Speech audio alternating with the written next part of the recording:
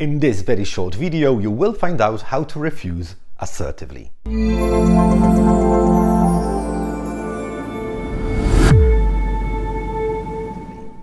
There is a popular misconception that being assertive means always saying no. Well, it's definitely much more than that, even if refusing is a skill worth practicing or even mastering.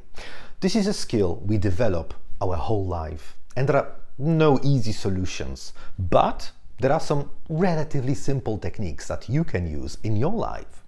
And here are 4 steps I use to refuse assertively. Let's see if you would be able and willing to try them and maybe use them in your own life. Step number 1 is to express your true understanding of the other person's situation. Now, it's definitely not about using a couple of universal phrases. Far from that. In general, if ever in any training someone tells you that one word, one phrase, or a bunch of phrases are a universal sign of assertiveness, my suggestion is to trust them no longer. Instead of that, you can say really truthfully about which aspect of the other person's situation you understand. If this is the case in your situation, you can say something like, I understand that you wouldn't be asking me for money if it wasn't important for you.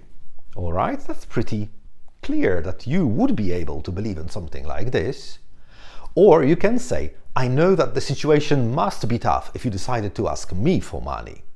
Now remember to express your understanding only for these parts which you truly understand in the other person's situation. Step number 2 is to avoid the word but.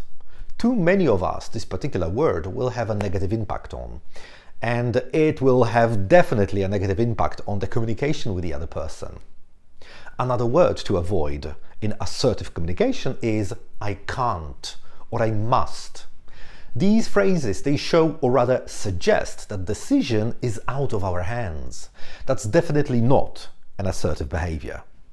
Assertive communication implies that we take the ownership of our decision. It's not that we must do it or we can't do something. It's our decision, our choice.